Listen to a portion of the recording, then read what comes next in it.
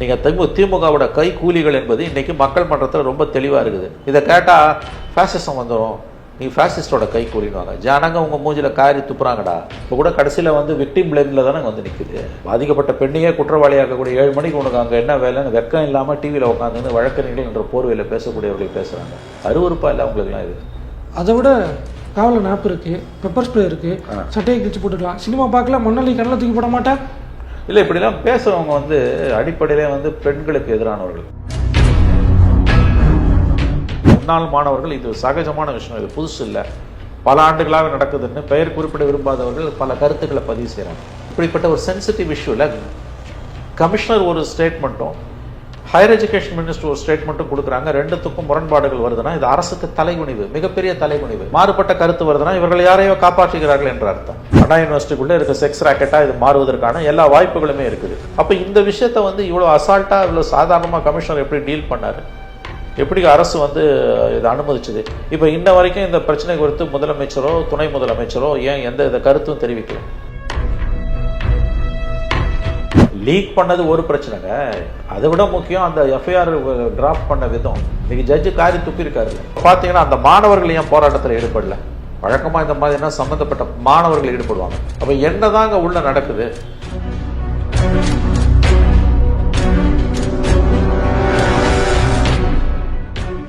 தமிழ் நேயர்களுக்கு வணக்கம். இன்றைய நேர்காணல் சிறப்பு வந்து மூத்த பத்திரிகையாளர் திருமிகு மணி அவர்கள்.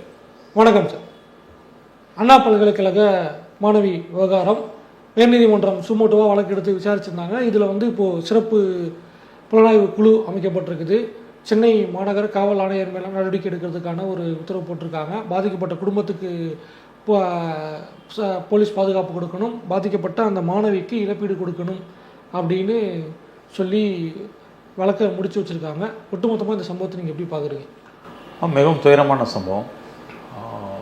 அதாவது நாகரிக சமூகத்தில் நாம் வாழ்கிறோமா என்ற அச்சத்தை ஏற்படுத்தக்கூடிய, கவலை ஏற்படுத்தக்கூடிய சம்பவம். சென்னை நகரின் அடையாளங்களில் ஒன்று அண்ணா பல்கலைக்கழகம்.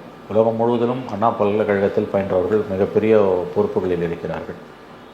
அந்த பல்கலைக்கழகத்தில் இப்படிப்பட்ட ஒரு சம்பவம் நடந்தது என்பதும் அது குறித்த விசாரணை அறிக்கை எஃப்ஐஆர் கசிந்தது என்பதும் மிக மிக துரதிருஷ்டவசமானது.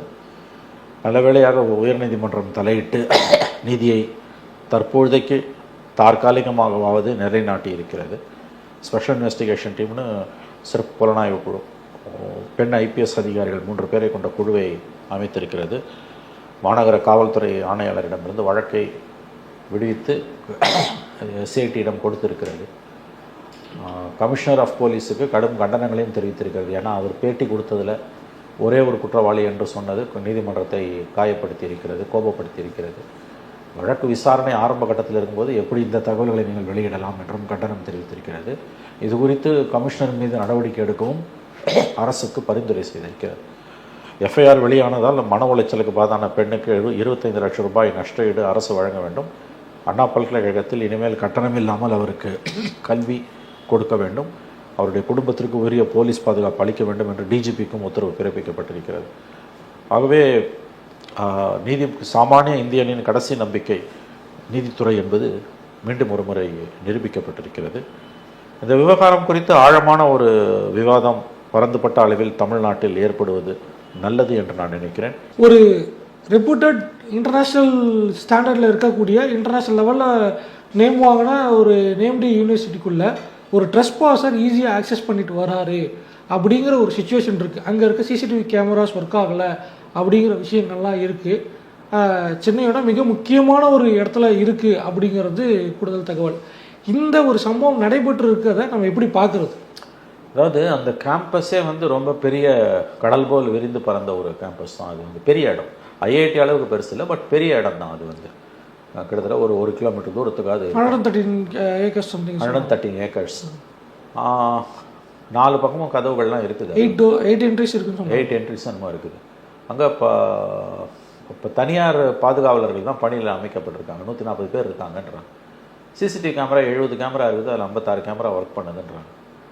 இப்போ இந்த சம்மந்தப்பட்ட குற்றம் சாட்டப்பட்ட நபர் அவர் அங்கே இருக்க அந்த செக்யூரிட்டி ஸ்டாஃபை நட்பு ரீதியாக பழகி அப்படி தான் உள்ளே போயிட்டு வராருன்றாங்க. இப்போ அந்த மாதிரியான சுச்சுவேஷன் இருக்கும்போது இப்போ இமீடியட்டாக கவர்மெண்ட் பண்ண வேண்டியது அந்த செக்யூரிட்டி எந்த செக்யூரிட்டி ஏஜென்சிக்கு கான்ட்ராக்ட் கொடுத்தாங்களோ இமீடியட்டாக அதை கேன்சல் பண்ணிவிட்டு ஃப்ரெஷ்ஷாக செக்யூரிட்டி பர்சனல்ஸாக டெப்ளாய் பண்ணணும். இன்னொன்று இதில் ரொம்ப டீப்பாக பார்த்தீங்கன்னா வந்து அந்த செக்யூரிட்டி ஸ்டாஃபோட வாழ்க்கை தரன்றது ரொம்ப ரொம்ப கொடுமையானது, ரொம்ப ஏழ்மையான நிலையில் அவங்க இருக்காங்க. 12 மணி நேரம் டியூட்டிலாம் பார்க்குறாங்க, ஆனால் கைக்கும் வாய்க்குமான எக்ஸிஸ்டன்ஸ் தான் அவங்களுக்கு, ஹேண்ட் டு மவுத் எக்ஸிஸ்டன்ஸ். அந்த மாதிரி இடங்களில் வந்து பணத்துக்கு ஆசைப்பட்டு அவர்கள் இந்த மாதிரி காரியங்களை செய்கிறார்கள். ஸோ அது குறித்தும் வந்து விசாரணைகள் மேற்கொள்ளப்படும். அதாவது வந்து நீங்கள் காசுக்கேற்ற தோசை தான், குவாலிட்டி செக்யூரிட்டி வேணும்னா குவாலிட்டி 8 ஹவர் டியூட்டியில் தான் நீங்கள் வந்து டெப்ளாய் பண்ணணும் பர்சனலை. இப்போ இந்த இன்சிடெண்ட்டில் ஏற்கனவே இவர் ஒரு குற்றம் சாட்டப்பட்ட 20 வழக்குகள் இவர் மீது இருக்கின்றன. 10 காவல் நிலையங்களில் இவர் மீது வழக்குகள் இருக்குது. புகைப்பட ரீதியாக பார்த்தாலே அவர் அமைச்சரோடு இருக்கிறார், அமைச்சர் உணவு அருந்துறார் ஒரு வீட்டில். இப்போ போஸ்டர்ஸில் அவரோட பெயர் இருக்குது. இதையெல்லாம் வைத்து பார்க்கும்பொழுது வந்து பொலிட்டிக்கல் பேக்ரவுண்ட் அவருக்கு இருக்குது என்பது நன்றாகவே தெரிய வருகிறது. அப்போ பிரச்சனையின் ஆழம் வந்து இன்னும் அதிகமாக போகிறது. கிரிமினல் நெக்ஸஸ் போலீஸுக்கு உடந்தையாக இல்லாமல் இவ்வளோ பெரிய கேம்பஸில் தொடர்ச்சியாக இப்படிலாம் சம்பவங்கள் நடக்காது என்பது எல்லோருக்கும் தெரிஞ்ச உண்மை. இப்போ நீங்கள் பார்த்தீங்கன்னா இந்த சம்பவம் வெளியில் வந்து 4 நாளில் சோஷியல் மீடியாவில் வரக்கூடியது அலுமினி முன்னாள் மாணவர்கள், இது சகஜமான விஷயம், இது புதுசு இல்லை, பல ஆண்டுகளாக நடக்குதுன்னு பெயர் குறிப்பிட விரும்பாதவர்கள் பல கருத்துக்களை பதிவு செய்கிறாங்க. அது எந்த அளவுன்னு நமக்கு தெரியாது. ஆனால் முன்னாள் மாணவர்கள் பேசுகிறாங்கன்னா அதை நம்ம ஒதுக்கி தள்ளிட முடியாது. அப்போ இது ரொம்ப நாளாக ஊறி போயிருக்க விஷயம்னா அப்போ பிரச்சனையோட ஆழம் வந்து இன்னும் அதிகமாக தான் இருக்குது. ஸோ பரந்துபட்ட அளவில் இதற்கான ஒரு விசாரணை தேவை. முதல்ல வைஸ் சான்சலர் அங்கே இல்லை, அது கவர்னருக்கும் சிஎம்முக்குமான சண்டையில் அடிபட்டு நிற்குது. வைஸ் சான்சலர் இல்லைன்னா ரெஜிஸ்ட்ரார் தான் அதுக்கு பொறுப்பு. ரெஜிஸ்ட்ரார் ஸ்டேட் கவர்மெண்ட் அப்ளை பண்ணுறது, செக்யூரிட்டி ஆஃப் த கேம்பஸ் வந்து ரெஜிஸ்ட்ராரோட பொறுப்பு. இப்போ அட் சம் லெவல் அண்ணா யூனிவர்சிட்டியோட ஸ்டாஃப் யாராவது ஃபிக்ஸ் பண்ணப்படணும். அண்ணா யூனிவர்சிட்டி ஸ்டாஃப் யாராவது fixed, responsibility must be fixed Anna யூனிவர்சிட்டியில். இந்த சம்பவத்துக்கு யார் காரணம்? ரெண்டாவது, எஃப்ஐஆர் லீக் ஆனது வந்து இன்றைக்கி அட்வொகேட் ஜெனரல் PS ராமன் சொல்கிறாரு, நாங்கள் வந்து பிஎன்எஸ்க்கு மாறினதால், ஏன்னா இந்தியன் பீனல் கோட்லேருந்து பிஎன்எஸ்க்கு மாறினதால் 160 வருஷம் சட்டத்தை விட்டுட்டு மாறினதால் வந்து பதிவேற்றம் செய்யும்போது கிளிச்சஸ் வருதுன்றார், அதனால் லீக் ஆகிடுச்சுன்றார். அப்போ நீதிபதிகள் ரொம்ப அழகாக ஒரு கேள்வி கேட்டிருக்காங்க. பிஎன்எஸ்க்கு மாறி ஜூலை 1ஆம் தேதி 5 மாதம் ஆகும். இந்த 5 மாதத்தில் எத்தனை எஃப்ஐஆர் லீக் ஆச்சு? இந்த எஃப்ஐஆர் மட்டும் எப்படி லீக் ஆகும்? ரெண்டாவது, போலீஸ் கமிஷனரோட நடவடிக்கை கடும் கண்டனத்திற்குள்ளாகி இருக்கிறது. ஒருத்தர் தான் சம்மந்தப்பட்டவரும் எப்படி அவர் சொல்ல முடியும்? அது ஐஓ இன்வெஸ்டிகேட்டிவ் ஆஃபீஸருக்கு மறைமுகமாக கொடுக்குற எச்சரிக்கை. அதுக்கு PS ராமன் என்ன சொல்கிறாரு, அவர் ஒருவர் தான் சொல்லலை, சோஃபார் ஒருவர் தான் சொன்னாருன்னு சும்மா வார்த்தை ஜாலங்களை ஈடுபடுறார். கமிஷனரோட நடவடிக்கை கடும் கண்டனத்திற்குள்ளாகி இருக்கிறது. இன்றைக்கி வந்து ஸ்பெஷல் இன்வெஸ்டிகேஷன் டீம் 3 பெண் IPS அதிகாரிகளை வைத்து வழக்கை விசாரிக்க வேண்டும். 25 லட்சம் ரூபாய் நஷ்டஈடு அந்த பெண்ணுக்கு வழங்க வேண்டும். கட்டணம் இல்லாமல் அவருடைய படிப்பை முடிக்க அண்ணா பல்கலைக்கழகம் எல்லா வசதிகளையும் செய்து தர வேண்டும். சம்பந்தப்பட்ட குடும்பத்திற்கும் பெண்ணுக்கும் போலீஸ் பாதுகாப்பு வழங்க வேண்டும் என்று DGPக்கு உத்தரவு. இவற்றையெல்லாம் சொல்லியிருக்கக்கூடிய நீதிமன்றம் இன்னொரு விஷயத்தையும், அதுவும் ஹைலைட் ஆஃப் த ஜட்ஜ்மெண்ட் என்னன்னா, கமிஷனர் மீது நடவடிக்கை எடுக்க வேண்டும் என்றும் பரிந்துரைத்து டிசிப்ளினரி ஆக்ஷன் அகேன்ஸ்ட் கமிஷனர்ன்றது வந்து ஸ்ட்ரிக்சர்ஸ், கமிஷனருக்கு எதிராக உயர்நீதிமன்றம் தெரிவித்திருக்கக்கூடிய கண்டனம். ஆகவே இவ்வளவு தூரம் இந்த பிரச்சனை மொத்தி போய் காவல்துறையோட செயலின்மை என்பது இன்றைக்கு வெட்ட வெளிச்சமாகி இருக்கிறது. காவல்துறையையும் கையில் வைத்திருக்கக்கூடிய முதலமைச்சர் தான் இதற்கு பதில் சொல்ல வேண்டும் நிச்சயமாக. ஏன்னா இது திமுக அரசுக்கு ஒரு கரும் புள்ளி. அவர்கள் எவ்வளவுதான் நாடகம் ஆடினாலும், நாங்கள் 5 மணி நேரத்தில் குற்றவாளியை பிடிச்சிட்டோம், 6 மணி நேரத்தில் குற்றவாளியை பிடிச்சிட்டோம்னு தம்பட்டம் அடிச்சுக்கிறாங்க. அதுக்கு நீதிமன்றம் சரியாக கூட்டு வைத்திருக்கிறது நேற்று. இதில் நீங்கள் பெருமைப்பட எதுவும் இல்லை, அது உங்கள் வேலை. இந்த சம்பவம் நடக்காமல் தடுத்துருந்தீங்கன்னா நீங்கள் பெருமைப்பட்டுக்கலாம். ஆகவே போலி பிம்பங்களால் தங்களுடைய ஆட்சியை பற்றிய தோற்றத்தை கட்டமைத்திருக்கக்கூடிய திராவிட முன்னேற்ற கழக திராவிட மாடல் அரசுக்கு இது ஒரு மிகப்பெரிய தலைகுனிவு.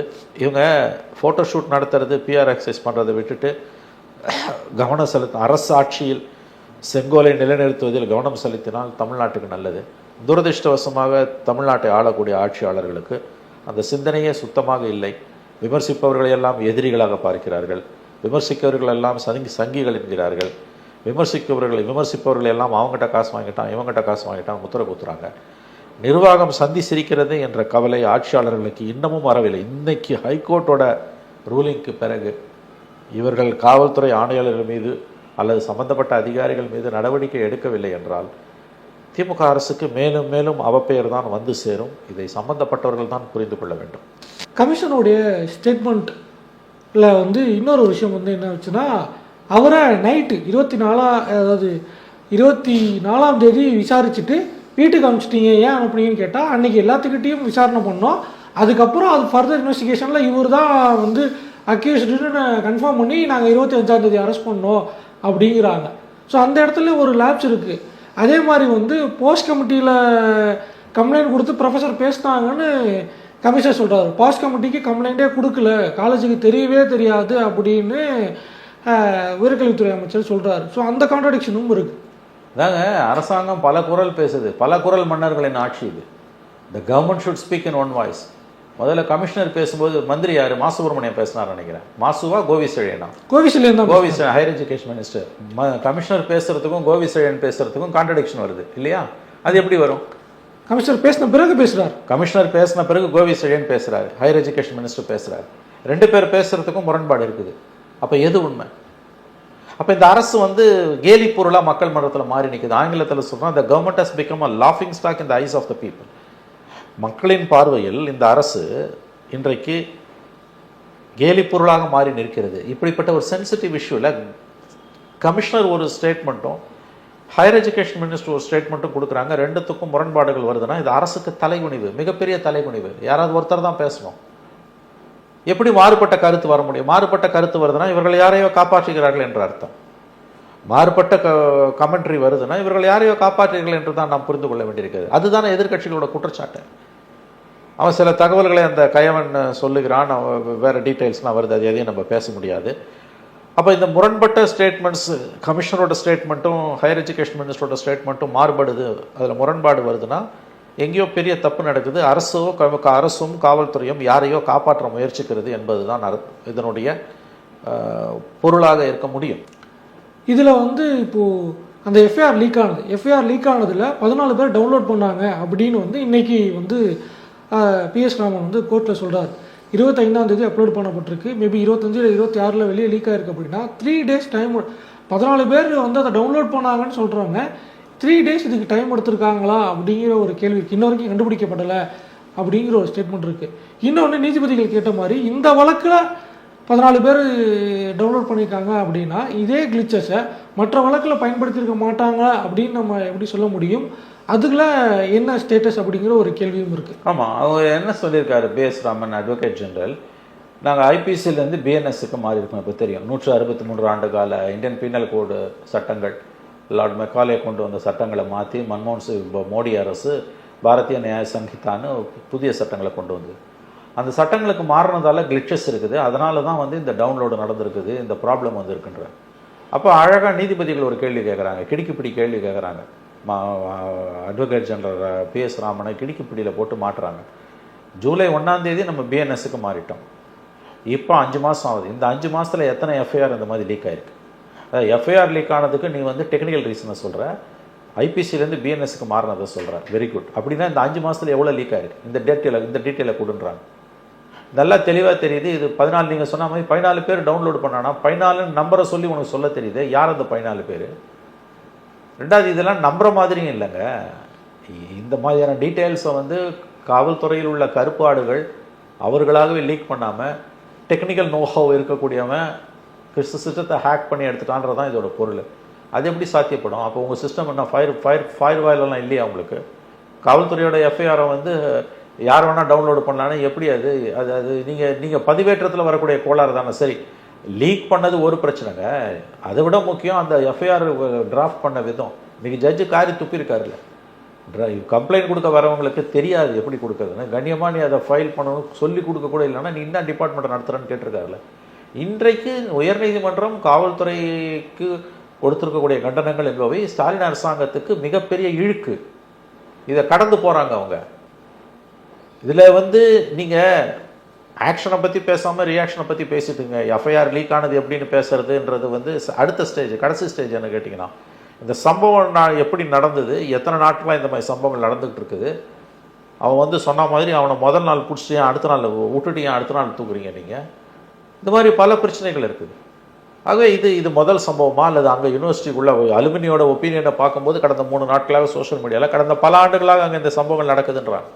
பல ஆண்டுகளாக எந்த சம்பவம் நடக்குதுன்னா ஏன் யாருமே புகார் தெரிவிக்கல, அல்லது புகார் தெரிவித்தோம் ஏன் வந்து யார் மேலே நடவடிக்கை எடுக்கல.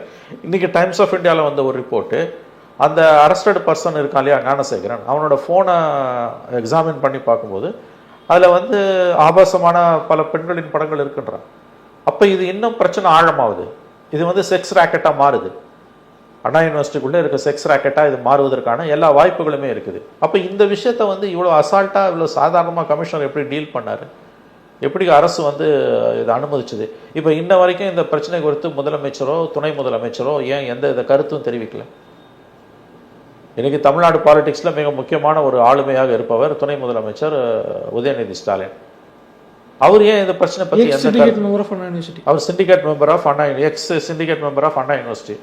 இன்னைக்கு எல்லா துறை சம்மந்தப்பட்ட விஷயங்களையும் உதயநிதி தான் முன்னால் வந்து நிற்கிறாரு.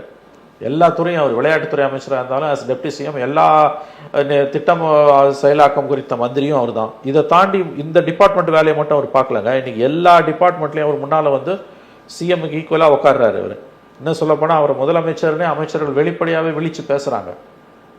அந்த அளவுக்கு பவர்ஃபுல்லாக இருக்கக்கூடிய ஒரு லீடர் உதயநிதி ஸ்டாலின், அவர் ஏன் இந்த பிரச்சனை குறித்து இதுவரை வாய் திறக்கல? எனக்கு தெரிஞ்ச ஒரு ரியாக்ட் பண்ணாரான்னு தெரியல.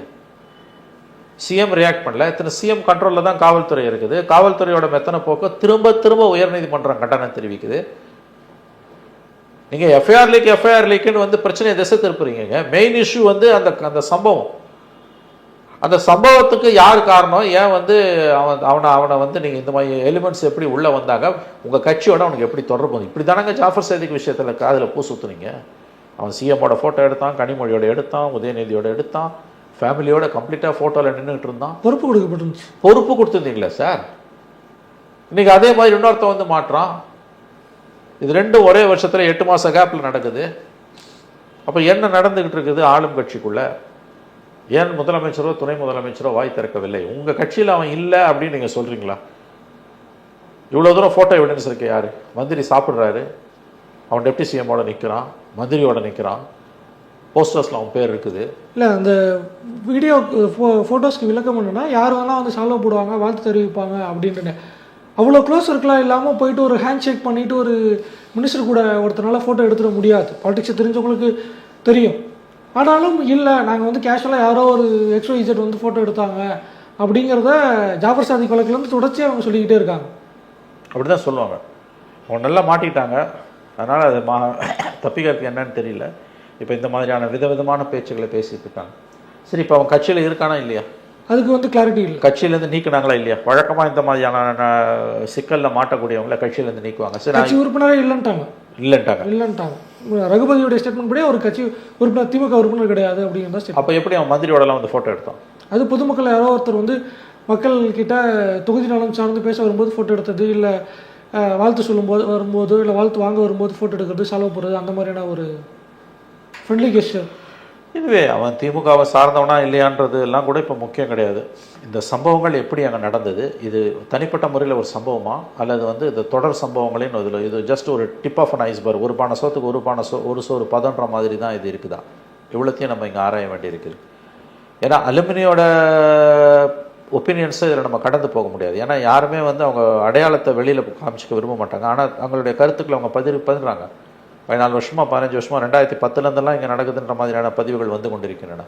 அப்படின்னா அது இன்னும் டீப் ப்ராப்ளம். ஏன்னா 2010 கலைஞர், 11 21 ஏடிஎம்கே, அப்போ டிஎம்கே ஏடிஎம்கே 2 பேர் கவர்மெண்ட் இது நடந்திருக்குன்னு தான் உண்மை. 2014 இவர் மேலே ஒரு கேஸ் இருக்குன்னாங்க. பட் அது என்ன கேஸுங்கிற டீட்டெயில்ஸ் தெரியல. அப்போ வந்து இப்போ வரக்கூடிய அலுமினியோட ஒப்பீனியன்ஸ்லேருந்து பார்த்தா இது பல வருஷமாக நடக்குதுன்னா திமுக அதிமுக 2 பேர் ஆட்சியிலேருந்தே இது நடக்குதுன்னு அர்த்தம். அப்போ அவ்வளோ பெரிய ஒரு இன்ஸ்டிடியூஷனுக்குள்ளே இது நடக்குதுன்னும் போது வந்து ஏன் இவ்வளோ நாள் வெடிச்சு வராமல் இருந்தது? அப்புறம் இப்போ பார்த்தீங்கன்னா அந்த மாணவர்கள் ஏன் போராட்டத்தில் ஈடுபடல?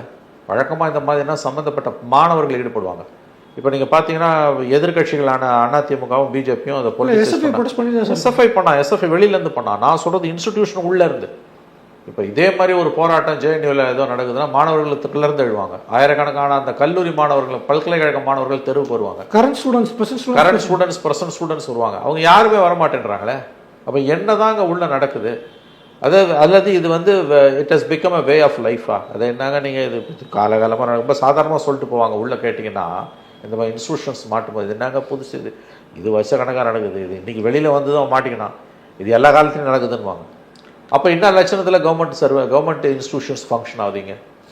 இதில் 2 பேசப்படாத விஷயங்களை அட்ரஸ் பண்ண நினைக்கிறேன். ஒன்று வந்து இந்த மாதிரியான ஒரு செக்ஷுவல் ஹராஸ்மெண்ட் ஒரு க்ரைம் நடந்திருக்கு, செக்ஷுவல் க்ரைம் நடந்திருக்கு அப்படிங்கும்பொழுது இட்ஸ் அன் எஜுகேஷனல் இன்ஸ்டிடியூஷன், கவர்மெண்ட்டோட இன்ஸ்டிடியூஷன் அப்படிங்கும்போது அங்கே பாஸ் கமிட்டி இருக்குது அப்படின்னா அங்கே சம்மந்தப்பட்ட ஸ்டூடெண்ட்ஸுக்கு கவுன்சிலிங் கொடுக்கப்பட்டிருக்கணும், சம்மந்தப்பட்ட மாணவிக்கு கவுன்சிலிங் கொடுக்க சொல்லி இப்போ ஹைகோர்ட் சொல்லிட்டாங்க. அங்கே கமிட்டி கொடுக்கப்பட்டிருக்கா, பாஸ் கமிட்டியில் வந்து என்ன ஆக்ஷன்ஸ் எடுத்தாங்கன்னு இன்ன வரைக்கும் வைக்கப்படலை. நம்ம கிருஷ்ணகிரியில் அந்த போலியோ என்சிசி கேம்ப் நடக்கும் பொழுது சோஷியல் வெல்ஃபேர் டிபார்ட்மெண்ட்லேருந்து அந்த ஆஃபீஸர் போயிட்டு நான் இங்கே இருப்பேன், இத்தனை மணிலேருந்து இத்தனை மணிக்கு நான் ப்ரெசென்ட்டாக இருப்பேன், நீங்கள் யார் வேணால் வந்து கம்ப்ளைண்ட்ஸ் கொடுக்கலாம், இந்த மாதிரி சம்பவம் நடந்திருக்கா கம்ப்ளைண்ட்ஸ் கொடுக்கலாம்னு சொல்லி ஃபர்தர் கம்ப்ளைண்ட்ஸை வந்து அவங்க வாங்கினாங்க, சேஃப்டி செக்யூரிட்டி என்ஷூர் பண்ணாங்க. இங்கே அப்படி ஒரு மெஷர் எடுக்கப்பட்டுச்சா அப்படிங்கிற ஒரு கேள்வி இருக்குது. தெரிஞ்ச மாதிரிக்கும் இல்லை. இன்டர்னல் கம்ப்ளைண்ட்ஸ் கமிட்டின்னு ஒன்று இருக்குது, அது என்ன பண்ணுச்சு? ஏன்னா இது உள்ளுக்குள்ளே வேலை செய்கிறவங்களால ஹராஸ்மெண்ட் வந்ததுனா தான் இன்டர்னல் கம்ப்ளைண்ட்ஸ் கமிட்டி. இவன் வெளியில் அவுட் சைடர் போது போலீஸ் கம்ப்ளைண்ட் தான் கொடுக்கணும். இல்லை, பாதிக்கப்பட்டவங்களுக்கு வந்து வேற யாராவது நீங்கள் முன் வந்து கொடுக்க தயாராக்கிங்களா, உங்களுக்கு நாங்கள் பாதுகாப்பு கொடுக்குறோம் அப்படின்னு அறிவிப்பு வரணும். அந்த ப்ரொசீஜரை வந்து அண்ணா யூனிவர்சிட்டி ஃபாலோ பண்ணலை, இப்போ வரைக்கும் பண்ணல. அப்போ அது வந்து இன்னும் பெரிய ப்ராப்ளம். அது ஹையர் எஜுகேஷன் மினிஸ்டர் தான் பதில் சொல்லணும். இப்போ அங்கே வைஸ் சான்சலர் கிடையாது, தலையில்லாத முண்டம் அண்ணா யூனிவர்சிட்டி. வைஸ் சான்சலர் இல்லைன்னா செகண்ட் இன் கமாண்ட் யார்? ரெஜிஸ்ட்ரார். அவர் தான் செக்யூரிட்டி இன்சார்ஜ், அவர் தான் பொறுப்பு எல்லாருக்கும். அவர் ஏன் வாயை திறக்கல இது வரைக்கும்? வைஸ் சான்சலர் இல்லை, ரெஜிஸ்டர் இருக்காங்க அப்படிங்கிறதெல்லாம் அட்மினிஸ்ட்ரேட்டிவ் சைட்லேருந்து ஓரமாக வச்சுட்டு பார்த்தா தமிழ்நாடுக்குள்ளே மகளிர் நலனுக்காக ஒரு அமைச்சர் இருக்காங்க, அதுக்கு செக்ரட்டரிஸ் இருக்காங்க, ஐஏஎஸ் ஆஃபீஸர்ஸ் இருக்காங்க. பெண்கள் நலன் சார்ந்து பெண்கள் பாதுகாப்பு சார்ந்து கவர்மெண்ட் ஸ்டெப்ஸ் எடுக்கும்பொழுது அவங்க மெஷர்ஸ் எடுக்கும்போது அவங்க என்ஷூர் பண்ணலாமே பாதிக்கப்பட்டவங்களுக்காக. அது எப்படி பண்ணுவாங்க? இது பிஜேபிக்காரன் பண்ணியிருந்தானா போவாங்க, அதிமுககாரன் பண்ணியிருந்தானா போவாங்க. இது ஏன் வந்து அவங்க வந்து வாயை திறக்காமல் இருக்காங்கன்னீங்கன்னா, அது இப்போ அவங்க வந்து டிஎம்கேக்காரன்னு பேர் வந்துடுச்சு வெளியில். இன்ஸ்டியூஷன் வந்து ஸ்டேட் கவர்மெண்ட்டோட இன்ஸ்டியூஷனு, மாநில அரசு கட்டுப்பாட்டில் இருக்க பல்கலைக்கழகம். அப்போ நேச்சுரலி அவங்க வாயை திறக்க மாட்டாங்க. கலாஷேத்ராவுக்கு பேசின தமிழ்நாடு மகளிர் ஆணையம், பிஎஸ்பிபி ஸ்கூலுக்கு பேசின அமைப்புகள், கிருஷ்ணகிரி பாலியல் சம்பவத்துக்கு பேசின அமைப்புகள், இன்னும் பல்வேறு பிரச்சனைகளுக்கு பேசிய அமைப்புகள் இதில் ரொம்ப சைலண்ட்டாகவே இருக்காங்க. எந்த பெண்கள் அமைப்பும் எஸ்எஃப்ஐ தவிர்த்து வேறு எந்த ஒரு அமைப்பும் பொதுநல அமைப்பும் வந்து ஓப்பன் ஃபோரத்தில் அவங்க ஒரு வாய்ஸ் அவுட்டே பண்ணல அப்படிங்கிறத எப்படி புரிஞ்சுக்கிறது? அதான் அவங்களுடைய மௌனம், கள்ள மௌனம். இல்லை, political enemies and ideological enemies மாட்டும் பொழுது பேசிக்கலாம், நம்ம சைடு வந்துச்சுன்னா சைலண்ட் பண்ணிக்கலாங்கிற ஒரு டோனா, அந்த டோன் தான். இவர்கள் வந்து திமுகவின் கொத்தடிமைகளாகத்தான் இந்த ஆர்கனைசேஷன்ஸ் இருக்காங்க என்பது இன்னும் வெட்கப்பட வேண்டிய உண்மை. எல்லாத்தையும் விலைக்கு வாங்கின மாதிரி இவர்களும் விலைக்கு வாங்கப்பட்டிருக்கிறார்கள் என்றுதான் என்ன தோன்றுகிறது. சொன்ன மாதிரி வந்து நீ பிஎஸ்பிபிக்கு எகிரி குதிக்கிற, கலாஷேத்ராவுக்கு எகிரி குதிக்கிற, தேசிய மகளிர் ஆணையத்துக்கு இணையாக மாநில மகளிர் ஆணையம்னு ஒன்று இருக்குது. அவங்க ஏன் இது வரைக்கும் எந்த கலாஷேத்ரா இஷ்யூவில் அவங்க இன்வால்வ் ஆனாங்க? கலாஷேத்ரா இஷ்யூவில் அவங்க உள்ளே வந்தாங்க. இன்ஃபேக்ட் அது ரொம்ப தமாஷா இருந்தது. கலாஷேத்ரா இஷ்யூவில் மாநில மகளிர் ஆணையம் அந்த பேராசிரியர் மீது நடவடிக்கை எடுக்கணும் ரெக்கமெண்ட் பண்ணுது. தேசிய மகளிர் ஆணையம் வந்துட்டு அப்படியே பூசி மொழிகிட்டு போயிடுது. இப்போ இதில் அப்படியே ரிவர்ஸ் ஆகுது. என்சிடபிள்யூ உள்ள வரான், நடவடிக்கை எடுக்கணுன்றான், ஃபேக்ட் செக்கிங் கமிட்டி போடு, எஃப்ஐஆர் ரிலீஸ் பண்ணதுக்கு சம்மந்தப்பட்டவங்க மேலே நடவடிக்கை எடுக்கிறதுக்கு டிஜிபி ரெக்கமெண்டேஷனு. ஸ்டேட் கமிஷன் வந்து கள்ள மௌனம் காக்கிறது. ஸ்டேட் கமிஷன் ஃபார் விமானம் வந்து கள்ள மௌனம் காத்து கொண்டு இருக்கிறது. அதான் திமுகவோட கண்ட்ரோலில் தான் எல்லா இன்ஸ்டியூஷன்ஸும் இருக்குது எக்ஸப்ட் ஜுடிஷியரி. தமிழ்நாட்டில் எக்ஸப்ட் ஜுடிஷியரி மற்ற எல்லா இன்ஸ்டியூஷன்ஸும், அதாவது அமைப்புகள் எல்லாமே அரசியலமைப்பு சாசனத்தால் உருவாக்கப்பட்ட அமைப்புகள், மீடியா 99% மீடியா திமுக கண்ட்ரோலில் இருக்குது. இதுவரை தமிழ்நாடு வரலாறுலே இல்லாத அவலம் இது. ஜெயலலிதா வந்து மிகப்பெரிய அளவில் அவதூறு வழக்குகளை போட்டு டிசென்ட்டாக கருத்துக்களை, தனக்கு எதிராக வர கருத்துக்களை இரும்பு கடம் கொண்டு ஒடுக்கணும்னு முயற்சி பண்ண காலகட்டத்தில் கூட இன்ஸ்டிடியூஷன்ஸை கேப்சர் பண்ணல, எல்லாரையும் விலைக்கு வாங்கணும்னு நினைக்கல. இன்றைக்கி அங்கே அது ரெண்டும் நடக்குது. எல்லா இன்ஸ்டிடியூஷன்ஸையும் கேப்சர் பண்ணிகிட்டு இருக்காங்க, மீடியாவை டோட்டலாக குத்தகைக்கு எடுத்திருக்காங்க. அங்கே கோதி மீடியா மாதிரி இங்கேயும் கோதி மீடியா தான். இல்லாட்டி இப்படிப்பட்ட அவலங்கள்லாம் எப்படி நடக்கும்? நான் கேட்குறேன், இவ்வளோ மோசமாக எப்படிங்க போவோம்? இன்னொரு மிக முக்கியமான ஒரு கேள்வி, இது வந்து சமூக பிரச்சனையும் கூட. தமிழ்நாட்டில் சட்டம் ஒழுங்கு சரியில்லை, கொலை நடக்குது, போதைப்பொருள் உடைய பிரச்சனை தலைவிரித்தாருது இருக்குது அப்படிங்கிறதெல்லாம் இங்கே இருக்க அரசியல் கட்சிகள் அட்ரஸ் பண்ணுறாங்க, சமூக அமைப்புகள் பேசியிருக்காங்க. ஆனால் பெண்களுக்கு எதிராக இங்கே எந்த அளவுக்கு பாதுகாப்பு இருக்குது அப்படிங்கிற ஒரு கேள்வி இருக்குது.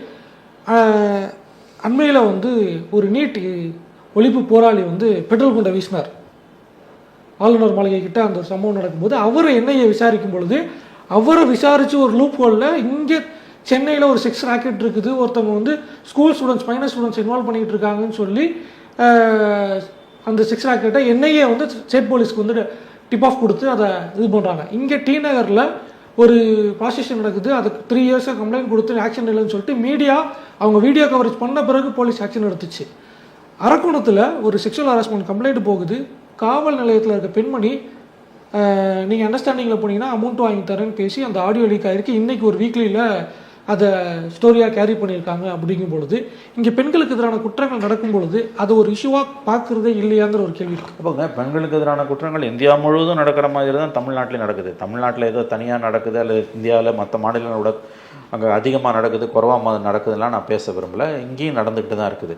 ஆனால் எது வேறுபடுத்தி காட்டுதுன்னா நடவடிக்கை எடுக்க வேண்டிய அமைப்புகள் வாய்மூடி மௌனமாக இருப்பதும், எல்லாருமே சைலண்ட்டாக இருப்பதும், அதாவது வந்து கம்ப்ளைண்ட்ஸை ரெஜிஸ்டர் ஆகாமல் இருக்கிறதும், கம்ப்ளைண்ட்ஸை வாங்க மறுப்பதும் தான் இங்கே வந்து அளவுகோல்களாக பார்க்கப்பட வேண்டும். அப்படி பார்த்தீங்கன்னா வந்து நீங்கள் இங்கே எல்லாமே அமைதியாக இருக்குது திராவிட மாடல் ஆட்சி பொற்கால ஆட்சின்னு பேசுகிறதுனுடைய விளைவு தான் நீங்கள் கம்ப்ளைண்ட்ஸை ரெஜிஸ்டர் பண்ணாமல் எஃப்ஐஆர் போடாமல் இருக்கிறது, நடவடிக்கை எடுக்காமல் இருக்குது. குற்றங்களை குறைச்சி விட்டோன்னு ஈஸியாக சொல்லிடலாம். குற்றங்கள் நடந்ததா பதிவே பண்ணலன்னா இன்றைக்கி ஒரு கேஸ் போடணுன்னா நீங்கள் தண்ணி குடிக்கணும். ஒரு எஃப்ஐஆர் போடணும் அப்படின்னா சிஎஸ்ஆர் வேணால் கொடுப்பாங்க, அதுக்கே நீங்கள் 4 தடவை அலையணும் ஸ்டேஷனுக்கு. அதுக்கு பிறகு வந்து ஒரு எஃப்ஐஆர் போட வைக்கிறது உங்களுக்கு எவ்வளோ பெரிய நியாயமான இழப்பு இருந்தாலும் ஒரு எஃப்ஐஆர் போட வைக்கிறதுன்றது தமிழ்நாட்டில் குதிரை கொம்பு தான். யார் ஆட்சியிலுமே, அது எடப்பாடி ஆட்சியோ ஸ்டாலின் ஆட்சியோ, இதில் தான் வந்து இந்த லட்சணத்தில் தான் வந்து உங்களுக்கு வந்து கவர்மெண்ட் ஓடிக்கிட்டு இருக்குது இன்றைக்கி. இல்லை இந்த மாதிரி சம்பவங்கள் வரும்போது அவங்களுக்கு வந்து அது நெருக்கடி உண்டாயிடும். ஒரு கட்டத்தில் இதை கடந்து போக முடியாமல் இருக்கும்போது அவர்கள் மாட்டிக்கிறாங்க. அப்படி தான் இது வந்து முடிஞ்சிருக்குது. இல்லை சார், பெண்களுக்கு இவ்வளோ தொடர்ச்சியாக பாதிப்புகள் ஏற்படும் பொழுது கவர்மெண்ட் சிஸ்டமே வந்து அது ஒரு சீரியஸ் இஷ்யூவாக எடுத்துக்கிறது இல்லையான்னு. ஆமாம், அது உண்மை, எடுத்துக்கிறது இல்லை. இல்லாட்டி எப்படி நான் கேட்குறேங்க, அளவுகோலாக வந்து நீங்கள் எதை வைக்கலாம்? எதிர்கட்சிகள் சொல்கிறத நீங்கள் நிராகரிப்பீங்க, அவங்களுக்கு வேறு வேலை இல்லைன்னுவீங்க, அவங்கள இழிவுபடுத்துவீங்க, அவங்களுக்கு ஒன்றும் தெரியாதுன்னுவீங்க, மீடியாவை பற்றி கவலையப்பட மாட்டீங்க. ஏன்னா பெரும்பாலான மீடியா உங்கள் கண்ட்ரோலில் இருக்குது. அப்போ தேடும் பாலும் ஓடுதுன்னு தான் நீங்கள் நிரூபிக்க விரும்புகிறீங்க, நிறுவ விரும்புகிறீங்க. ஆனால் அளவுகோல் எது? உயர்நீதிமன்றங்களோட கண்டனங்கள். கடந்த 3 மாதங்களில் எவ்வளோ கண்டனங்களை நீங்கள் வாங்கியிருக்கீங்க? 2 மாதத்தில் 2க்கு தீர்ப்புங்க. இன்றைக்கி வந்தது ஒன்று, அண்ணா நகர் சிறுமி வழக்கில் திருப்பி விட்டது ஒன்று. கள்ளக்குறிச்சியில் எவ்வளோ பெரிய மோசமான தீர்ப்பை கொடுத்தாங்கன்னு தெரியும். கல்லறி தூரத்தில் ஸ்டேஷன் வாசலில் போட்டு சாராயத்தை விற்றுருக்காங்க, உன்னை நான் நம்ப மாட்டேன்னு சிபிஐ கொடுத்தாங்க. அதை எதிர்த்து அப்பீலுக்கு போய் மூக்கில் கறி அள்ளி பூசின்னு வந்தது இந்த கவர்மெண்ட்டு. அண்ணா நகர் இன்சிடெண்ட்டில் சிபிஐ போனால் பல வருஷங்கள் ஆகும், அதனால் எஸ்ஐடி போடுறோம், அது நல்ல முடிவு. இன்றைக்கி எஸ்ஐடி போட்டிருக்காங்க. இன்றைய தீர்ப்பே தமிழக அரசு முகத்தில் கறி அள்ளி பூசியப்பட்டிருக்கிறது. இதை புரிஞ்சுக்கோங்க. இட்ஸ் கவர்மெண்ட், அதாவது ஆங்கிலத்தில் சொல்லணும்னா இந்த government has egg on its face. இந்த தீர்ப்பு என்பது தமிழக அரசு முகத்தில் விழுந்த அறை. ஏன்னா இது 2 மாதத்தில் 2வது தீர்ப்பு. அவங்க என்னதான் மாநில காவல்துறையில் இருக்கக்கூடிய ஐபிஎஸ் பெண் அதிகாரிகளை வைத்து ஸ்பெஷல் இன்வெஸ்டிகேஷன் டீம் போட்டாங்கன்னாலும் ஸ்பெஷல் இன்வெஸ்டிகேஷன் டீமை போட்டு கமிஷனர்கிட்டேருந்து கேஸை உருவி இங்கே கொடுக்கறதுன்றதே தமிழக அரசுக்கு, மாண்புமிகு முதலமைச்சருக்கு, துணை முதலமைச்சருக்கெல்லாம் மிகவும் ஒரு இழுக்கான ஒரு டெவலப்மெண்ட்டு தான் நான் பார்க்குறேன். இதை இவங்க சீரியஸாக எடுத்துக்காமல் கடந்து போகிறாங்க. இது ரொம்ப ஆபத்தானது. ஏன்னா மாநிலத்தில் சட்டம் ஒழுங்கு வந்து ஒரு சீரியஸ் கிரைசிஸாக இன்றைக்கி டெவலப் ஆகிட்டு இருக்குது. திரும்ப திரும்ப உயர்நீதிமன்றம் சொல்லுது, அரசு செவிமடுக்க மறுக்கிறது. இன்னொரு விஷயம், இதை வந்து அரசு கையாளுறது அப்படிங்கிறத தாண்டி சமூகமாக நமக்கு ஒரு பொறுப்பு இருக்குது. ஒரு பிரச்சனை நடக்குது அப்படின்னா அதை வந்து ஒரு சமூக பிரச்சனையாக நம்ம பார்க்காம இந்த இடத்துலையும் வந்து பாதிக்கப்பட்ட அந்த மாணவியே அங்கே போனாங்க அப்படின்னு விக்டிம் பிளேமிங் பண்ணுற இடத்துக்கு தான் நம்ம போகிறோம்.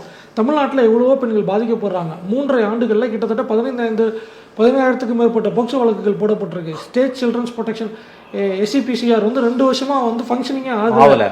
ஸோ இதெல்லாம் வந்து ஒரு சமூக பிரச்சனை இருக்குது. இங்கே இருக்க சமூக நல ஆழ்வர்களோ இல்லை பெண்ணி அமைப்புகளோ இது வந்து பெண்களுக்கு பாதுகாப்பு இல்லாத ஒரு சூழல், பெண்கள் வெளியவே வர முடியாதுங்கிற ஒரு கட்டத்தை நோக்கி தமிழ்நாட்டையும் கொண்டு போயிடுவாங்களோ அப்படிங்கிற ஒரு அச்சத்தை மக்கள் இங்கே விதைக்கப்படுது. அதுக்கு எதிரான ஒரு சொல்யூஷனாக சமூகமாக நம்ம அதுக்கான ஒரு பதில் எடுக்கணும்ல. அதான் இது எதுவுமே நடைமுறையில் இல்லைன்றது தான் இன்றைக்கி இருக்கக்கூடிய உண்மை. இப்போ ஜெயலலிதா ஆட்சி காலத்தில் பொங்கி வந்த சமூக நல ஆர்வலர்கள் இருக்காங்கல்ல, பாட்டெல்லாம் பாடினாங்கல்ல, தெரியும் யாருன்னு, அத்தகைய உத்தம சீலர்கள் யாருன்னு தெரியும். பாட்டு பாடினாங்க, பெரிய புரட்சி பாஷெல்லாம் பேசினாங்க, முண்டாசு கட்டிக்கிட்டு வந்து பறை அடிச்சுக்கிட்டுலாம் வந்து பாட்டெல்லாம் பாடினாங்க. ஊற்றி கொடுத்த டேஷுக்கு போயஸில் உல்லாசம்லாம் பேசினாங்கல்ல. இந்த உத்தம சீலர்கள் எங்கே போனாங்க? எங்கே போனாங்க அவங்கெல்லாம்? திமுகவோட இல்லை இப்பவும் ஆக்டிவாக இருக்காங்க. விஜய்க்கு வந்து விஜய்க்கு நக்கல் பண்ணிக்கின்னு. அப்போ திமுகவோட கை கூலிகள் தான் இவர்கள் என்பது உங்களுக்கு வெளிப்படையாக தெரியலையா? சமூக ஆர்வலர்கள் திமுக எதிர்கட்சியில் இருக்கும்போது புலியாகவும் திமுக ஆட்சியில் இருக்கும்போது எலியாகவும் இருப்பாங்கன்றதுக்கு இன்றைய காலகட்டத்தில் நடக்கக்கூடிய சம்பவங்கள் வந்து சரியான உதாரணம். 15ல் நீ பேசும்போது மோடி சிஎம் தான், அப்போ ஜெயலலிதாவுக்கு எதிராக பேசுனீங்க, இன்றைக்கி பேச வேண்டியதானே? இன்றைக்கி உனக்கு பேச துப்பு இல்லைன்னா அன்னைக்கு ஏன்டா வந்து பேசினேன்? அப்போ யாருக்காக யார் இல்லை, நீங்கள் யார் உங்களுக்குலாம் வெக்கமாகவே இல்லையா? நீங்கள் வந்து மக்கள் மன்றத்தில் அம்பலப்பட்டு நிற்கிறீங்க. நீங்கள் திமுகவோட கை கூலிகள் என்பது இன்றைக்கி மக்கள் மன்றத்தில் ரொம்ப தெளிவாக இருக்குது. இதை கேட்டால் ஃபேசிசம் வந்துடும், நீ ஃபேசிஸ்டோட கை கூலின்னுவாங்க. ஜனங்க உங்கள் மூஞ்சில் காரி துப்புறாங்கடா. அன்றைக்கி அவ்வளோ பெரிய அப்படியே வந்து புரட்சி வெடிக்கிற மாதிரி பேசினல, ஊற்றி கொடுத்த உத்தமிக்கு என்ன மாதிரியான பாட்டு அதெல்லாம்? இன்றைக்கி என்ன கள்ளசாராயம் ஓஞ்சுதா, இல்லை டாஸ்மாக தான் மூடிட்டானா, இல்லை பெண்களுக்கு எதிரான குற்றம் குறைஞ்சுதா? இதை இப்போ பேச வேண்டியதானே? அண்ணா யூனிவர்சிட்டி விஷயத்துக்கு பேச வேண்டியதானே? எங்கே போனார்கள் இவர்கள்? இது ஒரு பொழப்பா? நான் கேட்குறேன். சமூக போராளிகள்னு ஒரு எவ்வளோ வேஷம் கட்டி, எத்தனை பேர் எடப்பாடி பேரில் வேஷம் கட்டிட்டு வந்து ஆடினானுங்க, திமுக சிம்பலை போட்டுக்கிட்டு எவ்வளோ பேர் வேஷம் கட்டிட்டு வந்து ஆடினா, எங்கே போனானுங்க அவங்க எல்லாரும்? இன்னைக்கு ஒருத்தன் வாய் திறக்கலங்க. இது என்னங்க பொழப்பு இதெல்லாம்? இவ்வளோ தூரமாக நீங்கள் அம்பலப்பட்டு நிற்பீங்க. அப்போ உங்களுக்கு வர வேண்டியது வந்து சேர்ந்ததுன்னா நீங்கள் எதை பற்றியும் கவலைப்பட மாட்டீங்க. உங்கள் பிரச்சனை கவர்மெண்ட்டு திமுகவும் உங்களை குட் புக்ஸில் வைக்கலன்றது. எடப்பாடி உங்களை திமுக குளிப்பாட்டுற மாதிரி எடப்பாடி குளிப்பாட்டிருந்தாருன்னா அன்றைக்கி நீங்கள் பாட்டு பாடியிருக்க மாட்டீங்க. இல்லை ஜெயலலிதா குளிப்பாட்டிருந்தீங்கன்னா பாட்டு பாடியிருக்க மாட்டீங்க. அந்த அம்மா உங்களை கிட்ட சேர்க்கல, ஊற்றி கொடுத்த உத்தமிக்குன்னு பாட்டு பாடினீங்க. இப்போ பாட வேண்டியதானே அந்த பாட்டை? அதே பாட்டை இப்போ மாற்றி பாட. ஏதோ குறைஞ்சிருக்கா? 1 இன்ச்சு குறைஞ்சிருக்கா? சாராயமோ கள்ள சாராயமோ ஏதாவது 1 இன்ச்சு குறைஞ்சிருக்கா? அப்போ ஜெயலலிதா ஆட்சியில் இல்லாத இன்னொரு ப்ளஸ் ஆடட் அவலம் என்னன்னா போதைப் பொருள் தலைவிரிச்சு ஆடுது. ஒரே ஒரு பாட்டு பாட சொல்லுங்களேன். அந்த முண்டாசு கட்டின்னு பறை அடிச்சுட்டு ஒருத்தர் பாடுவார், அந்த உத்தம சீலரை. அவர் விஜய் பாரத்தில் அதில் பிஸியாக இருக்கார். இல்லை, இவர்களெல்லாம் மக்கள் மன்றத்தில் அம்பலப்பட்டு தோலுரிந்து நிற்கிறார்கள். கண்டிப்பாக இவங்க இதுக்கெல்லாம் ஒரு நாள் பதில் சொல்ல வேண்டிய காலம் வந்தே தீரும். இந்த விவகாரத்தில் மீடியா இதை எப்படி ஹேண்டில் பண்ணுச்சு அப்படிங்கிற ஒரு கேள்வி இருக்குது. ஏன்னா மீடியா வந்து மீடியா ட்ரையல் பண்ணுது அப்படிங்கிற ஒரு குற்றச்சாட்டு கடந்த காலங்களில் நீதிமன்றம் சொல்லியிருக்கு. ஆனால் இந்த முறை வந்து அந்த பங்கை வந்து ஆளும் கட்சி எடுத்துக்கிட்டாங்க. மீடியா ட்ரையல் பண்ணுறீங்க அப்படிங்கிற ஒரு குற்றச்சாட்டு வைக்கிறாங்க. ஸோ இந்த மீடியா ட்ரையல் அப்படிங்கிறது வந்து இப்போது ஒரு ஃபேக்டை இல்லாத விஷயத்த பேசினாலோ இல்லை வெளியே சொல்லக்கூடாத விஷயத்த பேசினாலோ அது தப்பு. அது வந்து மீடியாவுடைய எத்திக்ஸ். மீடியா பேசியிருக்கணும். இந்த வழக்கிலையும் வந்து எஃப்ஐஆர் சில ஊடகங்கள் டிஸ்கஸ் பண்ணாங்கன்னு சொன்னாங்க. அவங்க மேலே சட்டப்பட்ட நடவடிக்கை எடுக்கலாம். ஆனால் ஒரு பிரச்சனை நடந்திருக்குன்னா அதை பற்றியே நீங்கள் பேசவே கூடாது. அதில் இருக்க வேறு ஆங்கிள்ஸ் சட்டத்துக்கு உட்பட்டு பேசுவதற்கு ஊடகங்களுக்கு அனுமதிக்கப்பட்டிருக்கு. அந்த விஷயங்களையும் நீங்கள் பேசக்கூடாது அப்படின்னு சொல்லி மீறி பேசினா அதை மீடியா ட்ரையல் அப்படின்னு ஆளுங்கட்சியினர் விமர்சிப்பதை எப்படி எடுத்துக்கலாம்? அது வந்து சர்வாதிகாரம். ஏன் பொள்ளாச்சி பாலியல் வன்முறையில் நீங்கள் நார கிழிக்கல? நீங்கள் எதிர்கட்சியாக இருக்கும்போது என்னெல்லாம் பண்ணீங்களோ அதில் 10ல் 1 பங்கு கூட அதிமுக பண்ணலை. அதிமுக நல்ல எதிர்கட்சியாக செயல்படுவதற்கான திராணி இல்லைன்றது தான் பொதுவான குற்றச்சாட்டு. ஆனால் பேசுகிற 1-2 விஷயத்தையுமே நீ வந்து மீடியா ட்ரையல் பண்ணுறேன்னு சொல்கிறது வந்து அது வந்து ஒரு தோற்றுப்போன ஒரு அரசாங்கம், சர்வாதிகார அரசு, கையால் ஆகாத அரசு எப்படி பேசுமோ அப்படித்தான் அதனுடைய செய்தி தொடர்பாளர்கள் என்று பேசிக் கொண்டிருக்கிறார்கள். என்ன மீடியா ட்ரையல்? மீடியா ட்ரையல்னா அப்போ நீ ஒழுங்காக ஓகியமாக இருந்தீங்கன்னா மீடியா ட்ரையல் ஏன் வரப்போகுது? நேற்று இன்னொரு பெண்மணி பேசுகிறார். அவர் ஒரு சமூக நல ஆர்வலர், மருத்துவர். அவர் சொல்கிறாரு, இந்த எஃப்ஐஆர் டீட்டெயில் வெளியில் வந்தது, எஃப்ஐஆர் டீட்டெயில் வெளியில் வந்து ஏன் அதையே பெருசுப்படுத்துறீங்க? இது அந்த பெண்ணுக்கு வந்து ஒரு விபத்து, ஒரு காலில் ஏதோ பட்டுச்சுன்னா அதை கழுவிட்டு தான் நம்ம போவோம். நம்ம ஏன் வந்து இதை பெருசுப்படுத்தக்கூடாது? இதை வைத்து வந்து பெண்களை வந்து அடிமையாக்கக்கூடாது? என்ன அபத்தமான வாதம். அதை நம்மளும் ஒத்துக்கிறோம். இந்த சம்பவத்தில் ஈடுபட்ட பெண் நார்மல் லைஃப் வாழணுன்றதான் நம்ம எல்லாரோட ஆசையும். இதனால் வந்து அந்த பெண்ணை வந்து நம்ம யாரும் ஒதுக்கி வைக்க போகிறதில்ல. இந்த ஸ்டிக்மா அகற்றப்பட வேண்டும் என்பதுதான் நம்ம எல்லாருடைய விருப்பமும். ஆனால் இன்னைக்கு எஃப்ஐஆர் லீக் ஆனதுன்ற அந்த விஷயத்தை நீர்த்து போக செய்கிற அளவுக்கு இந்த கவர்மெண்ட்டுக்கு முட்டு கொடுத்துட்டு இந்த வாதத்தை முன் வைக்கிறாங்கல்ல. எஃப்ஐஆரில் வந்தால் லீக் ஆனால் என்ன, அதை கடந்து போகணும். நம்ம வாழ்க்கை எவ்வளோ முன்னேறி இருக்குது. இது வந்து ஒரு அபரேஷன். இது வந்து ஒரு விதிவிலக்கு. இதை தாண்டி வரணும், இதுலேயே முடங்கிடக்கூடாதுன்றதுலாம் நியாயமான வார்த்தை, சந்தேகமே இல்லை, பாராட்டுக்குரிய மொழிகள் தான்.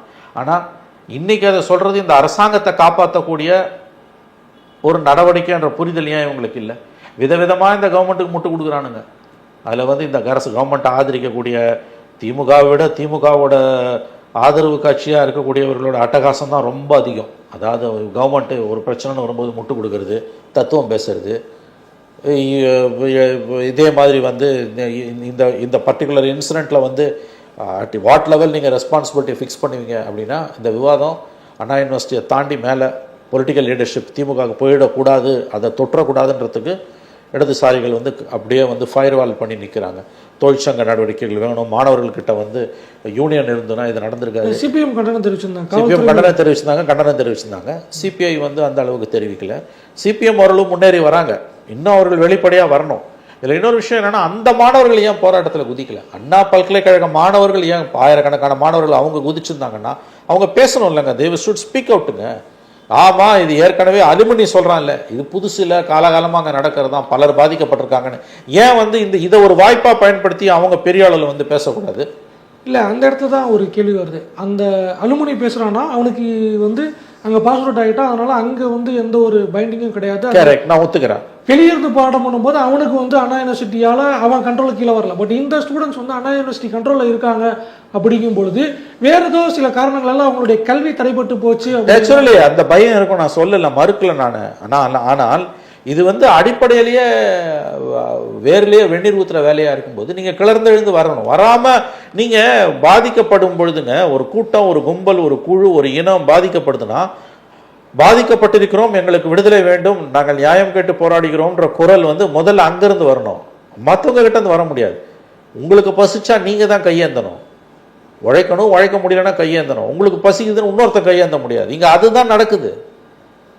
நீங்கள் இவ்வளோ நடந்து வந்து அவங்க ஒருத்தர் கூட, நான் தான் சொல்கிறேன்ல, கட்சிகள் போராடுது, பிஜேபி ஏடிஎம்கே போராடுறாங்க, எஸ்எஃப்ஐ போராடுது, காங்கிரஸோ இடதுசாரிகளோ விசிகாவோ ஆர்ப்பாட்டத்தை நடத்தலை.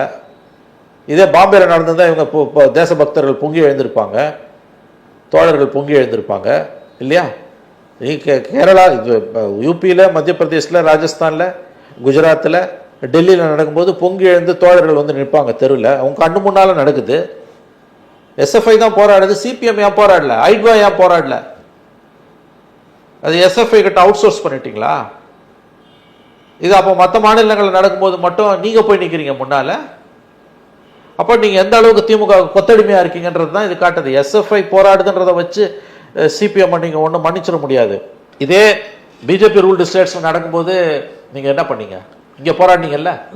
சிபிஎம் நம்ம வந்து மன்னிக்க சொல்லி கேட்கல, குறைந்தபட்சம் வந்து காவல்துறையோட செயல்பாடுகள் தப்பு இருக்கு, அவங்க பாராட்டுறோம் அப்படிங்கிற இடத்து வரைக்கும் வராங்க. ஆனால் மற்ற கூட்டணி கட்சிகள்லாம் வந்து வாயவே திறக்கல.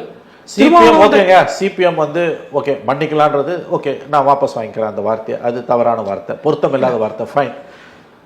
சிபிஎம் வந்து ஓகே ஒரு அறிக்கையாவது கொடுக்குறாங்க, போலீஸோட செயற்பாடுகள் ஏற்புடையது அல்லன்றாங்க. சிபிஐ, காங்கிரஸ், விசிகெல்லாம் என்ன விசிக என்ன பண்ணுச்சு? அதான் கேட்க வர, சிபிஎம்மால பேச முடியுது அப்படிங்கும் பொழுது மற்ற கட்சிகளும் பேசியிருக்கலாமே அப்படிங்கிற ஒரு கேள்வி இருக்கு. திருமாவளவன் கேட்டால் இது அரசியல் ஆக்காதீங்க, இது அரசியல் தாங்க. என்னங்க முட்டாள்தனமா பேசுறாரு திருமா? இது அரசியல் தான். ஒரு பெண் பாதிக்கப்பட்டிருக்கிறாள், காவல்துறை அந்த டீட்டெயில்ஸை வெளியில விடுது, சம்பந்தப்பட்ட கயவன் திமுகவோடு நெருங்கிய தொடர்பில் இருப்பவன் என்று பலவிதமான ஆதாரங்கள் வெளியில வருகின்றன. இந்த இஷ்யூல வந்து காவல்துறையோட நடவடிக்கை மெச்சத்தகுந்ததாக இல்லைன்னு கோர்ட்டு சொல்லுது, மற்றவங்க சொல்லல. கோர்ட்டு சொல்லி விசாரணையை காவல்துறையிடமிருந்து மாற்றி எஸ்ஐடிக்கு போடுது. இது அரசியல் ஆக்காம வேற அவியல் ஆக்குவாங்க. எது அரசியல் புரிதலே திருமாவுக்கு இல்லையா? இது அரசியல் ஆக்காதீங்க, அரசியல் ஆக்காதீங்க, அரசியல் ஆக்காதீங்கன்னு திமுக எதுக்கு திருமா முட்டு கொடுக்குறார்? எவ்வளவு அவலமான ஒரு நிலைப்பாடு இது. அப்ப நீ எதுக்கு ஹத்ராஸை பத்தி பேசுற? பில்கிஸ் பானுவை பத்தி நீ எதுக்கு பேசுற? டெல்லியில பாலியல் வன்முறை நடந்த எதுக்கு பேசுற? பிஜேபி ரூல்டு ஸ்டேட்ல வந்து எவனுக்காவது கொசு கட்சா கூட வந்து முன்னாடியில நிக்கிறீங்கல்ல, அதை ஏன் அரசியல் ஆக்குற? உங்க கண்ணு முன்னால உங்க மாநிலத்தில் நடக்குது, நீங்க இதை அரசியல் ஆக்காதன்னு சொல்றதுக்கு வெட்கமா இல்லையா உங்களுக்கு எல்லாம்? இந்த ஹத்ராஸ், இந்த மற்ற பில்கிஸ் பானு விஷயங்கள் பேசும்பொழுது தான் வந்து வருது. பொதுவாக அது வந்து யார் ஆளுங்கட்சியாக இருக்காங்களோ, அரசு இருக்கோ, அரசு சார்ந்திருக்க ஆட்கள் வந்து அந்த ஒரு வார்த்தை எடுத்து வச்சுறாங்க. தமிழ்நாட்டை தாண்டி இந்த மாநிலங்கள் நடக்குது, அந்த மாநிலங்கள் நடக்குது அப்படின்னு பேசுவது இங்கே பாதிக்கப்பட்டிருக்க அந்த பெண்களை கொச்சப்படுத்துவதாகாது. அங்கேயும் நடக்குது, இங்கே அதனால இங்கேயும் நடந்துட்டு போகட்டும் அப்படின்னு சொல்லுவது பாதிக்கப்பட்ட அந்த பெண்களுக்கு ஒரு வழி. நிச்சயமா நீ இங்க நடக்கிறத கண்டிக்காம ஊபியில நடக்குது, பொள்ளாச்சியில் நடக்குதுன்னு இப்ப பேசிட்டேன்னா இந்த பெண்களை நீ கொச்சப்படுத்துறன்னு அர்த்தம். அதை தான் திமுக பேசிட்டு இருக்குது தொலைக்காட்சி விவாதங்கள்ல. பொள்ளாச்சி நடக்கும்போது நீ எங்க போயிருந்தேன்? பொள்ளாச்சி சம்பவத்தால தானே அவன் ஆட்சி ஓட்டி இறங்கி இன்னைக்கு 4 வருஷமா தெருவில் நிற்கிறான். நாளை உனக்கு அந்த கதி வரப்போகுது. பொள்ளாச்சி சம்பவத்தை இப்ப பேசுறான்னு நீ நார்மலைஸ் பண்ற. பாதிக்கப்படுற பெண்களை கொச்சப்படுத்துறார். சரி, திமுக பண்ணுதுன்னா இவங்க லெஃப்ட் சிபிஐ காங்கிரஸ் விசிகெல்லாம் ஏங்க வாயா திறக்கல? பொங்கி எழுந்து முன்னால் வந்துடுவாங்கல்ல அப்படியே இந்த கட்சிகள்லாம். இது அரசியல் ஆக்காதீங்கன்னு கீதோபதேசம் பண்ணுறாரு திரும்ப. இது அரசியல் ஆக்காம வேறு எதை சார் அரசியல் ஆக்குறது? நீங்கள் திமுகவுக்கு விசுவாசமாக இருக்கலாம், அது உங்களுடைய எப்படி சொல்கிறது, உங்கள் விதி, உங்கள் தலை விதி. மற்றவங்களும் அப்படி இருக்கணும்னு எதுக்கு நீங்கள் எதிர்பார்க்குறீங்க? இது அரசியல் ஆக்காதீங்கன்னு யாருக்கு புத்தி சொல்கிறாரு அவர்? அப்போ இது வரைக்கும் நீங்கள் நடத்துகிற போராட்டம்லாம் அதுக்கெல்லாம் என்ன பேர்? இவங்களும் போராட்டம் நடத்துகிறாங்க. இது அரசியல் இல்லைன்னா வேறு எது அரசியல்? மக்களை பாதிக்கக்கூடிய எல்லாமே அரசியல் தான். இது அரசியல் ஆக்கணும். இது அரசியல் ஆக்கினாதான் எதிர்கட்சியோட கடமை. அது விசிகா வந்து இன்னொரு பாயிண்ட் சேர்த்து பேசலாம்னு நினைக்கிறேன். அம்பேத்கர் பிரச்சனை வந்துச்சு. அம்பேத்கருக்காக வந்து 1000 முறை அம்பேத்கர் பேர் சொல்லுவோம் அப்படின்னு ஒரு போராட்டம் விசிகா அறிவிச்சிருக்காங்க. திட்டமிட்டபடி அந்த போராட்டம் நடைபெறும் அப்படின்னு திருப்பியும் அதை என்ஷூர் பண்ணுறவங்க, அந்த அம்பேத்கர் ஒரு சட்டத்தை கொடுத்துருக்கிறார், அந்த சட்டத்தின்படி எல்லாரும் சமமாக இருக்கணும், அந்த சட்டத்தின்படி சமூகத்தின் ஒரு பிரஜையாக இருக்கக்கூடிய ஒரு பாலினத்துக்கே ஒரு தொடராக ஒரு ஒடுக்குமுறை நடந்துக்கிட்டே இருக்குது, அம்பேத்கர் எந்த விதமான ஒடுக்குமுறைக்கும் நாட்டை உட்படுத்தக்கூடாதுன்னு சொன்னார், இங்கே ஒரு பாலினத்துக்கு ஒடுக்குமுறை வருது, நம்ம குரல் கொடுக்கணும் அப்படிங்கிற ஒரு யோசனை இல்லையா? அடுத்த எலெக்ஷனில் திமுகவோட கூட்டணி வேணும். 6 சீட்டு வந்து 10 சீட்டாக மாறணும், கொஞ்சம் எம்எல்ஏ ஜெயிக்கணும், 29 எம்பி ஆகணும். இது ஒன்று தான் இலக்கு, வேறு எதுவும் இலக்கெல்லாம் கிடையாது. விசிகே அப்படிலாம் இலக்குன்னு அவங்க பேசுனாங்கன்னா அது அவங்கள ஏமாத்துறாங்க. ரொம்ப நாள் ஒருத்தரை ஏமாற்ற முடியாதுங்க. அதை தான் திரும்ப அட்டெம்ப்ட் பண்ணிகிட்ருக்காரு. சொன்னால் அவங்களுக்கு கோவம் வரும். இந்த இன்ஸ்டன்ட்டில் முகமூடி தொங்கி கிழிஞ்சு தொங்குது இல்லை, எல்லா விஷயத்துலையும் கருத்து சொல்லுவாங்கல்ல. விசிகாவில் இருக்கக்கூடிய எம்எல்ஏஸ், ரொம்ப விரிவாக பேசக்கூடிய எம்எல்ஏஸ் இருக்காங்கல்ல, எங்கே போனாங்க எல்லாரும்? நாங்களாம் எந்த டிபேட்லையும் அவங்க காணுமேங்க. விசிகாவில் வந்து பொங்கி எழக்கூடிய எம்எல்ஏஸ் இருக்காங்கல்ல, ரொம்ப ஆழமாக அலசுவாங்கல்ல, எங்கே போனாங்க? அப்போ நீங்கள் வந்து நீங்களும் சராசரி ஒரு கட்சி தான். இந்த புரட்சியாளர் அம்பேத்கர்ன்ற பேரெல்லாம் தயவு செஞ்சு யூஸ் பண்ணாதீங்க. உங்கள் இலக்கு 26 எப்படியாவது திமுக கிட்ட சீட்டு வாங்கி மறுபடியும் எம்எல்ஏவாக நீங்கள் ஜெயிக்கணும், 29 மறுபடியும் எம்பி ஆகணும். இவ்வளோதாங்க. அதை தவிர மற்றதெல்லாம் பொய், போலி, ஊரை ஏமாத்துற வேஷம், அவ்வளோதான். அது கிளீனாக இப்போ அண்ணா யூனிவர்சிட்டி விஷயத்தில் தெரிஞ்சு போச்சு. இது அரசியல் ஆக்காதீங்கன்னு யாருக்கு புத்தி சொல்கிறாரு திரும்ப? இப்படிலாம் அவர் எப்படி பேசுகிறாரு மனசாட்சியே இல்லாமல்?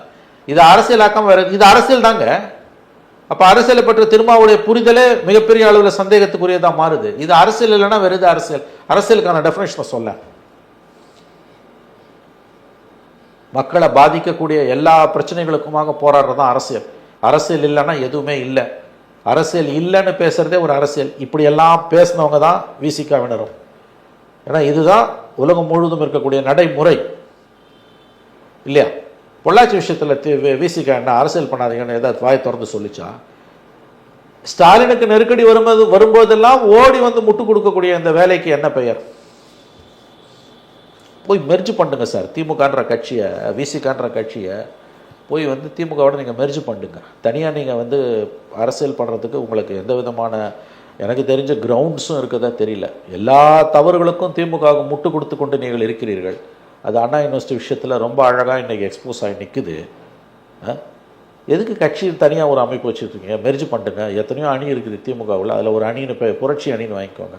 வேறு அணிலாம் கூட நான் சொல்ல விரும்பலை, சாதி அடையாளங்களை கூட உங்களுக்கு நான் கொடுக்க விரும்பலை, அது தவறு. புரட்சியாளர் அணின்னு ஒன்று திமுகக்குள்ளே வச்சுக்கிட்டு போய் விசிகாவை மெர்ஜ் பண்ணுங்க, கண்டிப்பாக சீட்டு உறுதியாகிடும். இத்தனை பேச்சும் எதுக்கு? 26 அவர் சீட்டு கொடுக்கணும் உங்களுக்கு. இதில் அரசியல் பண்ணாதீங்கன்னு வேறு எதுக்காக திரும்ப சொல்கிறாரு? எவ்வளோ ஒரு அவலமான பேச்சு அது! எவ்வளோ பெரிய சம்பவம் நடந்திருக்குது. It's a tip of an ஐஸ்பர்க்ன்றான். அப்போ இதே சம்பவம் தானேங்க இந்தியா பூரா பல மாநிலங்களில் நடந்தது. நீங்கள் இதில் போய் வந்து நிர்பயா கேஸ்லையும் அவ்வளோ போராடினீங்க, நல்ல வேலையாக அந்த பெண் இருந்து போகல. அப்போ ஒவ்வொரு மாநிலத்தில் நடக்கும்போது நீங்கள் பாலியல் வன்புணர்வு நடக்கும்போது நீங்கள் எத்தனை போராட்டங்களை அறிவிச்சிருக்கீங்க, எத்தனை போராட்டங்கள் நடத்திருக்கீங்க? இது தமிழ்நாட்டுக்கு வெளியில் நடந்திருந்ததுன்னா உங்களுக்கு அப்போ சந்தோஷம், கொண்டாட்டம், தெருவில் இறங்கி வள்ளூர் கூடத்தில் போராடுவீங்க. தமிழ்நாட்டுக்குள்ளே நடந்ததுன்னா ஏன் அரசியல் ஆக்குறீங்கன்னு மற்ற கட்சிகளுக்கு புத்திமதி சொல்லுவீங்க. நல்லா இருக்கு உங்கள் நியாயம். இறுதியாக ஒரு கேள்வி சார், இதை தொடர்ச்சியாக பெண்களுக்கு எதிரான ஒரு பிரச்சனை இருந்துக்கிட்டே இருக்குது. அதுவும் கல்வி கூடங்கள், பணிபுரியும் இடங்கள் வந்து பெண்களுக்கு பாதுகாப்பற்ற சூழலாக அண்மை காலங்களில் மாறிட்டு இருக்கு அப்படிங்கிற ஒரு குற்றச்சாட்டு வைக்கப்படுது. ஒரு சமூகமாக நமக்கு எந்த அளவு கடமை இருக்குது, என்ன மாதிரியான விஷயங்கள் செஞ்சால் இந்த ஒரு பாதுகாப்பற்ற சூழல் அப்படிங்கிற ஒரு குற்றச்சாட்டுலேருந்து நம்ம தவிர்க்க முடியும்? தனி மனிதன் மாறணுங்க. தனி மனிதன் மிகப்பெரிய அளவில் மாறணும். பெண்களுக்கான இடஒதுக்கீடை காவல்துறையிலையும் சட்டமன்றங்களையும் கணிசமான அளவுக்கு அதிகரிக்கணும்.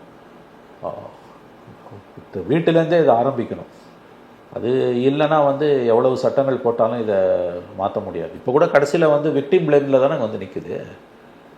பாதிக்கப்பட்ட பெண்ணையே குற்றவாளியாக்கக்கூடிய 7 மணிக்கு உனக்கு அங்கே என்ன வேலைன்னு வெக்கம் இல்லாமல் டிவியில் உட்காந்துன்னு வழக்கறிஞர்கள் என்ற போர்வையில் பேசக்கூடியவர்கள் பேசுகிறாங்க. அருவருப்பாக இல்லை அவங்களுக்குலாம் இது. அதை விட காவலில் நாப்பு இருக்குது, பெப்பர் ஸ்ப்ரே இருக்குது, சட்டையை கிழிச்சு போட்டுக்கலாம். சினிமா பார்க்கல மண்ணலி கண்ணில் தூக்கி போட மாட்டா? இல்லை, இப்படிலாம் பேசுகிறவங்க வந்து அடிப்படையிலே வந்து பெண்களுக்கு எதிரானவர்கள். அவங்களுக்கு இந்த பிரச்சனையோட வீரியமும் புரியல. இது எங்கேருந்து இந்த புத்தி வருதுன்னா, ஒரு பெண் இப்படிப்பட்ட பிரச்சனையை எதிர்கொள்ளும் பொழுது அது அவளாகவே அவளுக்கு தேடிக்கொண்ட வினைன்னு அவங்க நினைக்கிறாங்க. 7 மணிக்கு நீ பூங்கால ஒரு ஆம்பளையோட உனக்கு என்ன பேச வேண்டியிருக்குன்றது எவ்வளோ ஒரு அயோக்கியத்தனமான வார்த்தை என்கின்ற குறைந்தபட்ச குற்ற உணர்ச்சி கூட இல்லாமல் அவர்கள் பேசிக்கொண்டிருக்கிறார்கள். நல்ல வேளையாக உயர்நீதிமன்றங்கள் இதில் வந்து தலையிட்டு ஒரு நம்பிக்கை ஒலிக்கீற்றை கொடுத்துருக்கு. நீங்கள் கேட்ட கேள்விக்கான பதில் நிரந்தர தீர்வு வந்து போலீஸோ at the end of the day ஒரு போலீஸ் கமிஷனரையோ அல்லது வந்து ஒரு தனிநபரையோ நம்ம குறை சொல்லலை, நிச்சயமாக சொல்லலை. இது அவங்களும் இந்த சமூகத்தோட ஒரு அங்கம் தான். பிரச்சனையோட ஆழமான வேர்களை தேடி நீங்கள் போனீங்கன்னா அதில் கமிஷனரையோ அல்லது தனிநபர்களையோ குறை சொல்ல மாட்டீங்க. என்னோட கேள்வி சமூக மாற்றமாக தான் கேட்குறேன்.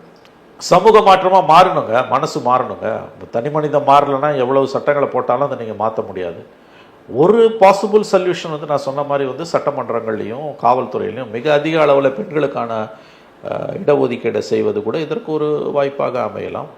எவ்வளவுதான் சட்டங்கள் இருந்தாலும் தனி மனிதன் மாறலைன்னா பிரச்சனைகள் தீர முடியாதுன்றதுக்கு இதுவும் ஒரு உதாரணம். ஆனால் அதை இந்த நேரத்தில் பேசுறது இந்த ஆட்சி தன்னுடைய செயலற்ற தன்மையை, கையாலாகத்தனத்தை அப்பட்டமாக வெளியில் காட்டி கொண்டிருக்கும் பொழுது இந்த அரசை காப்பாற்றுவதாக அது மாறிவிடும். இந்த கேள்விகள் இந்த பிரச்சனை வராமல் இருக்கிறதுக்கு உங்கள் தீர்வு என்னன்னா தொலைக்காட்சி வாதங்களை கேட்குறாங்க. அபத்தமாக இருக்குது. இன்றைக்கி பேச வேண்டியது அது கிடையாது. இன்றைக்கி கடமை தவறியவர்கள் அவர்கள் எந்த ரேங்கில் இருந்தாலும் அவர்கள் மீது நடவடிக்கை எடுக்க வேண்டும் என்பது தான் நம்முடைய விவாதத்தின் நீட்சியாக இருக்க வேண்டும். நீங்கள் கேட்குறது நியாயமான கேள்வி. அது லாங் டைம் சொல்யூஷன். அது எவ்வளவு படித்தாலும் ஆம்பளை புத்தி ஆம்பளை விட்டு போல. அது கண்டிப்பாக அது வந்து கீழ் மட்டத்திலேருந்தே வரணும். பெண்களும் அவங்களுடைய உரிமைகளுக்காக அவர்கள் கரங்களை உயர்த்தும் பொழுது, அசர்ட் பண்ணும்பொழுது நிச்சயமாக வந்து இதற்கான தீர்வுகள் கிடைக்கும் என்று நாம் நம்பலாம். ஓகே சார், இதுவரை எங்களோட கருத்துக்களை பகிர்ந்தமைக்கு நன்றி. நன்றி சார்.